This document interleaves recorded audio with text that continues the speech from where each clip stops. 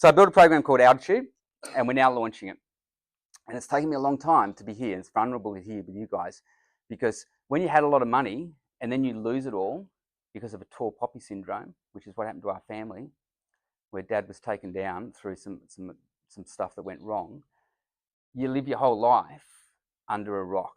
I built all those businesses without any social media. Most of you will know that I still don't do social media very well. Right? Now I employ people to do it for me because I lived a whole life going, I don't want to live it. So what does Altitude look like? Altitude has 6 chapters to it. It's a program, and it's designed for the 18 to sort of 35, 40-year-olds, the people that just sort of say, you know what, maybe I don't have my stuff together. Maybe I've got to learn something that's different about money. So we do a whole thing about money, the mindset of money. Money's very logical, but your emotions, the human element, is what screws it up. And so when I was financial planning, you learned off all the wealthy families about how do they put like a firewall in between your emotions and money. So a lot of this part is the psychology and teaching these young people how money works, the power of compounding, what sort of things happen with it. The next chapter, talks about finance, an important part of life, but something that's not taught at school at all. I've watched my 2 older boys leave school and have zero knowledge, and yet they've brought up in a family with what I've just spoken about, and zero knowledge. So finance, like how do the banks work? How does it really work? How can you secure money other than bank money? How does that industry actually work? And it's really important when you understand that.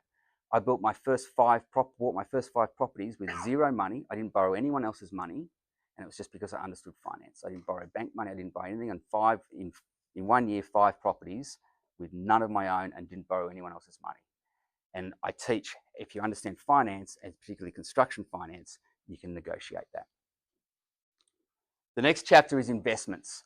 So what do these young people do? They've got $2,000 to $5,000. What do they do? Where do they go? So I don't teach financial planning advice anymore. Like, it's not specific advice. I can't do that. I'm not licensed to do that anymore. But what I do teach is the psychology of what they need to be thinking about. So compounding, understanding that when they get married, there's going to be 2 families come together, two people with different approaches to investments, different risk strategies. How do they have great communication? How do they build investments? If we had a chair here or a table, sorry, and it's got one leg, if that leg breaks, what happens to the table? Breaks, right? It falls down. So if you can build 3 or 4 legs to a table, and in fact 7 sources of income coming into your house because you know what 7 sources of income should be, suddenly you lose your job, you lose your career, and you've still got the ability to pay the mortgage and not have the financial pressures that cause domestics. Okay, and then we don't have little kids in single parents because of pressure around money. So how do they do it? We teach them in there how to do that. We teach leadership. Leadership's so important. Kids these days, they're so disconnected. The phone, they're really connected like this. Take that phone off and they're so disconnected. The average person leaving school today is going to have between 9 and 11 career changes in their life. Think about that. That's huge. You need to have a lot of self-leadership skills to get through that. When you've studied and then 9 times you change careers. So how are you going to give that when they're already not very resilient? So we teach resilience through leadership. Teach mindset, strength of mindset. It's so powerful. You know, a lot of your life experiences, you're going to get dealt stuff that's going to be crap. It's life. Okay, it's how you respond to it. And then teaching people how do you have that resilience. And the skills that we learn in the police force that we're taught in the academy that I've never heard anywhere else, but they're so powerful, and it's led me through a lot of stuff in my life where I'm still, I get emotional about it, but I can still hold my own and still continue on it and operate. So mindset's really important. And the last chapter we teach is on property and business. This is a small chapter. It's a massive chapter, but it's only it's to give them a taste about what do they do. You see, I think that altitude is really about letting people see something from a different altitude. If we all walk down the street today, we would all see something different because of life experiences. We'd all see opportunities, some would miss the opportunities.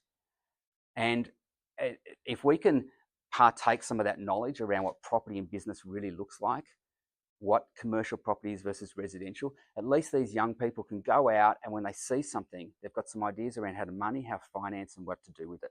So it's about just giving them a new elevation, a new altitude, and so they can see stuff. So that's pretty much what it is. And I think the future is really bright for these young people.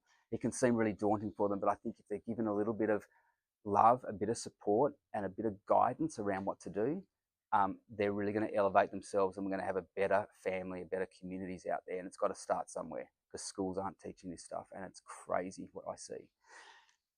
There's a bridge that we have to bridge, guys, between school and life. And if we build a good bridge, suddenly the vision looks different for everyone.